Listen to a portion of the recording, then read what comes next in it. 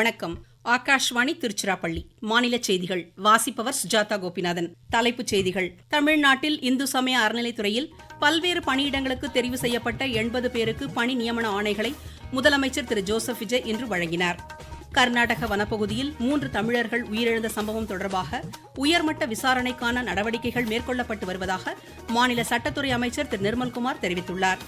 சாகர்மாலா திட்டத்தின் கீழ் மத்திய அரசின் நிதியுதவியுடன் ராமேஸ்வரம் அக்னி தீர்த்தம் மற்றும் மண்டபத்தில் மிதக்கும் தோணித்துறைகள் அமைக்கப்பட்டு வருவதாக மாநில அரசு தெரிவித்துள்ளது. ஒகேனக்கல் காவிரி ஆற்றில் பரிசல் இயக்க 3வது நாளாக தடை நீடிக்கிறது. கல்லேவில் இலங்கைக்கு எதிரான முதலாவது டெஸ்ட் கிரிக்கெட் போட்டியில் இந்தியா வலுவான நிலையில் உள்ளது. இனி விரிவான செய்திகள். தமிழ்நாடு இந்து சமய அறநிலையத்துறையில் உதவி பொறியாளர் செயல் அலுவலர் பணியிடங்களுக்கு அரசு பணியாளர் தேர்வாணையத்தின் மூலம் தெரிவு செய்யப்பட்ட 80 பேருக்கு பணி நியமன ஆணைகளை முதலமைச்சர் திரு ஜோசப் விஜய் சென்னையில் இன்று வழங்கினார். இத்துறையின் கீழ் முதல் முறையாக கட்டுமான உதவி பொறியாளர் மற்றும் உதவி ஸ்தபதி பணியிடங்களுக்கு பணி நியமனம் செய்யப்பட்டுள்ளது. விருதுநகர் மாவட்டம் இருக்கன்குடி மாரியம்மன் திருக்கோவிலில் 23 கோடியே 67 லட்சம் ரூபாய் மதிப்பீட்டில் பக்தர்களுக்கான அன்னதான கூடம், பூஜை பொருட்கள் விற்பனை நிலையம் உள்ளிட்ட கட்டிடங்களை முதலமைச்சர் காணொலி மூலம் இன்று திறந்து வைத்தார். கர்நாடக மாநிலம் சாம்ராஜ்பேட்டை பகுதியில் துப்பாக்கி சூட்டில் உயிரிழந்த 3 தமிழர்களின் குடும்பங்களுக்கு உரிய நிவாரணம் வழங்கப்படும் என்று மாநில சட்டத்துறை அமைச்சர் திரு நிர்மல்குமார் தெரிவித்துள்ளார். சட்டப்பேரவையில் இன்று சிறப்பு கவன ஈர்ப்பு தீர்மானத்தின் மீது பேசிய அவர் உயர்மட்ட விசாரணை நடத்துவதற்கான நடவடிக்கைகள் மேற்கொள்ளப்பட்டுள்ளதாகவும் கூறினார். கர்நாடக அரசு சார்பில் மாஜிஸ்ட்ரேட் அளவிலான விசாரணை நடைபெற்று வருவதாகவும் அந்த விசாரணைக்கு பின்னர் தமிழக அரசு உரிய நடவடிக்கைகளை மேற்கொள்ளும் என்றும் அமைச்சர் கூறினார். இந்த சிறப்பு கவன ஈர்ப்பு தீர்மானத்தின் மீது பேசிய திமுக, அஇஅதிமுக, பாமக, காங்கிரஸ், இந்திய கம்யூனிஸ்ட், மார்க்சிஸ்ட் கம்யூனிஸ்ட், பிஜேபி உறுப்பினர்கள் இந்த சம்பவம் குறித்து சிபிஐ விசாரணை நடத்தி உயிரிழந்தவர்களின் குடும்பத்திற்கு தலா 1 கோடி ரூபாய் வரை கர்நாடக அரசு நிவாரணம் வழங்க வேண்டும் என்று தமிழக அரசு வலியுறுத்த வேண்டும் என்றும் தெரிவித்தனர். அப்போது பேசிய மாநில வனத்துறை அமைச்சர் திரு ரஞ்சித்குமார், துப்பாக்கி சூட்டில் உயிரிழந்த 3 தமிழர்களின் குடும்பத்திற்கும் தலா 10 லட்சம் ரூபாய் தமிழக அரசின் சார்பில் வழங்குவதற்கு முதலமைச்சர் நடவடிக்கை எடுத்து வருவதாகவும் வனத்துறை அதிகாரிகளோடு கலந்து பேசி விரைவில் வழங்கப்படும் என்றும் கூறினார்.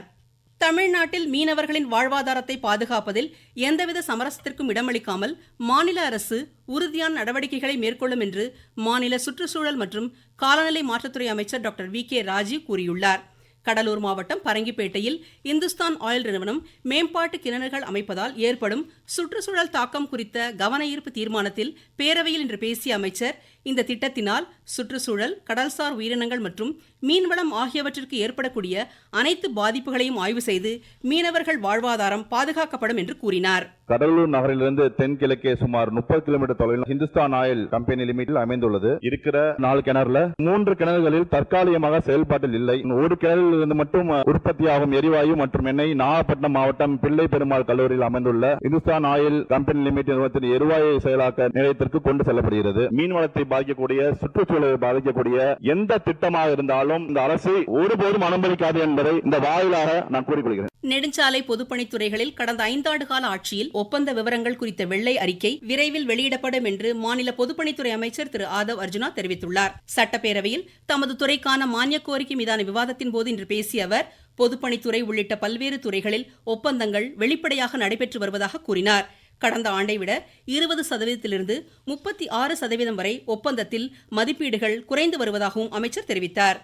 முன்னதாக பேரவையில் இன்று இளைஞர் நலன், விளையாட்டு மேம்பாடு, நெடுஞ்சாலைகள், சிறு துறைமுகங்கள், பொதுப்பணி ஆகிய துறைகளுக்கான மானிய கோரிக்கையை அமைச்சர் திரு ஆதவ் அர்ஜுனா தாக்கல் செய்தார்.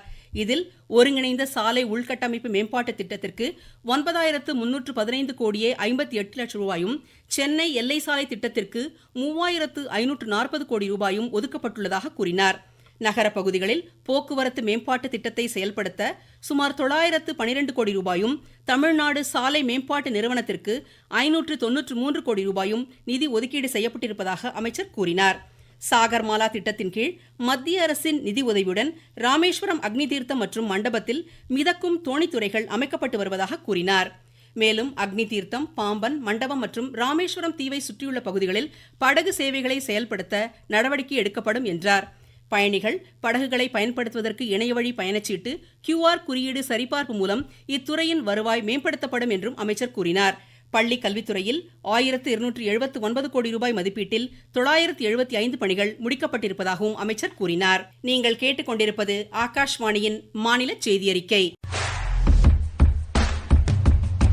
ஊரக வளர்ச்சிக்கான புதிய அத்தியாயம். வளர்ச்சியடைந்த இந்தியாவிற்கான ஊரக வேலைவாய்ப்பு உறுதி மற்றும் வாழ்வாதார சட்டம் செயல்பாட்டிற்கு வந்துள்ளது. இந்த சட்டம் ஆண்டிற்கு 125 நாட்கள் வேலையை உறுதி செய்கிறது. வாரந்தோறும் ஊதியம் வழங்கப்படுவது கட்டாயமாக்கப்பட்டுள்ளது. பணி முடித்த 15 நாட்களுக்குள் ஊதியம் வழங்குவதை உறுதி செய்வதற்கான அம்சங்களும் இதில் இடம்பெற்றுள்ளன. கால தாமதமாக ஊதியம் வழங்கப்பட்டால் அதற்கான இழப்பீட்டுத் தொகைக்கும் வகை செய்யப்பட்டுள்ளது.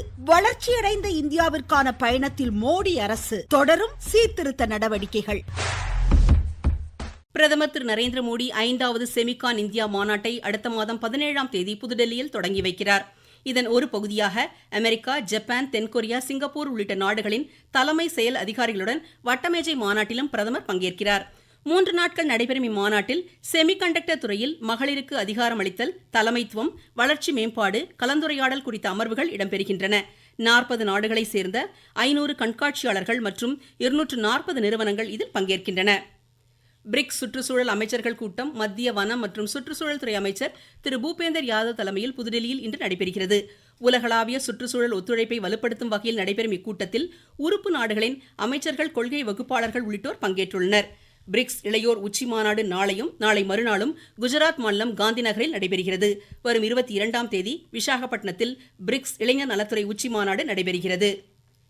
மாற்றுத்திறனாளிகளுக்கு நலத்திட்ட உதவிகள் வழங்கியதில் சிறப்பாக செயல்பட்டதற்கான மாநில அரசின் விருது கிருஷ்ணகிரி மாவட்டத்திற்கு அறிவிக்கப்பட்டுள்ளதற்கு ஆட்சித்தலைவர் திரு தினேஷ்குமார் மகிழ்ச்சி வெளியிட்டுள்ளார்.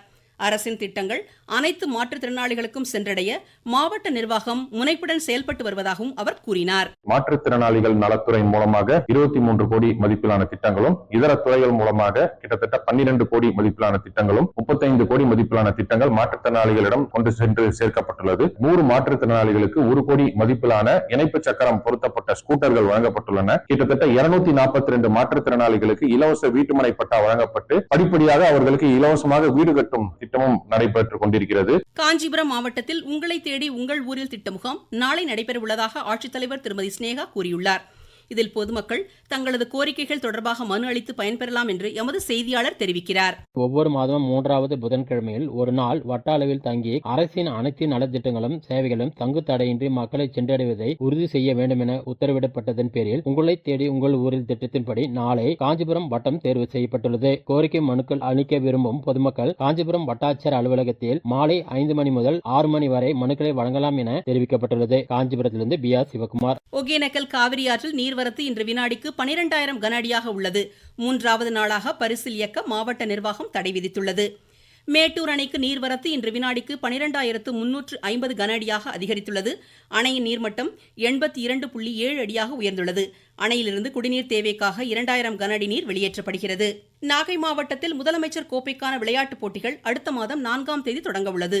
இதில் ஸ்பீட் ஸ்கேட்டிங், மல்லர் கம்பம் உள்ளிட்ட 45 வகையான விளையாட்டுப் போட்டிகள் இடம்பெற்றுள்ளதாக எமது செய்தியாளர் தெரிவிக்கிறார். முதலமைச்சர் கோப்பை விளையாட்டுப் போட்டிகள் வரும் செப்டம்பர் மாதம் 4ஆம் தேதி மாவட்ட அளவில் தொடங்கப்பட உள்ளது. ஆர்வம் உள்ளவர்கள் வருகிற 31ஆம் தேதிக்குள் இணையதளத்தில் உரிய ஆவணங்களுடன் பதிவு செய்து பயன்பெறுமாறு நாகை மாவட்ட ஆட்சித்தலைவர் கே.ஜே. பிரவீன்குமார் அவர்கள் கேட்டுக்கொண்டுள்ளார். வில்வித்தை, துப்பாக்கி சுடுதல், யோகா, மல்லர் கம்பம், ஸ்பீடு ஸ்கேட்டிங், நீர் விளையாட்டுக்கான காயின் மற்றும் கோயினிங் போன்ற புதிய விளையாட்டுகள் சேர்க்கப்பட்டு மொத்தம் 45 வகையான விளையாட்டுப் போட்டிகள் நடத்தப்பட உள்ளது. நாகையில் இருந்து செல்வன் ஜபராஜ். கல்லேவில் இலங்கைக்கு எதிரான முதலாவது டெஸ்ட் கிரிக்கெட் போட்டியில் இந்தியா வலுவான நிலையில் உள்ளது. 4ஆம் நாளான இன்று இந்தியா தனது 2வது இன்னிங்ஸில் சற்று முன் 6 விக்கெட் இழப்பிற்கு 175 ரன் எடுத்திருந்தது. முதல் இன்னிங்ஸ் ஸ்கோர் இந்தியா 462, இலங்கை 284. புதுடெல்லியில் நடைபெறும் உலக பேட்மிண்டன் சாம்பியன் பட்ட ஆடவர் ஒற்றையர் முதல் சுற்றில் லக்ஷயா சென் ஆஸ்திரியாவின் காலின்ஸ் வேலண்டைனை இன்று எதிர்கொள்கிறார். மீண்டும் தலைப்புச் செய்திகள்.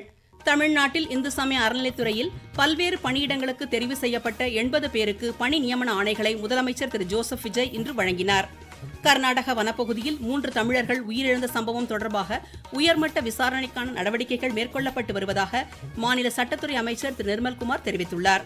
சாகர்மாலா திட்டத்தின் கீழ் மத்திய அரசின் நிதி உதவியுடன் ராமேஸ்வரம் அக்னி தீர்த்தம் மற்றும் மண்டபத்தில் மிதக்கும் தோணித்துறைகள் அமைக்கப்பட்டு வருவதாக மாநில அரசு தெரிவித்துள்ளது. ஒகேனக்கல் காவிரி ஆற்றில் பரிசில் இயக்க 3வது நாளாக தடை நீடிக்கிறது.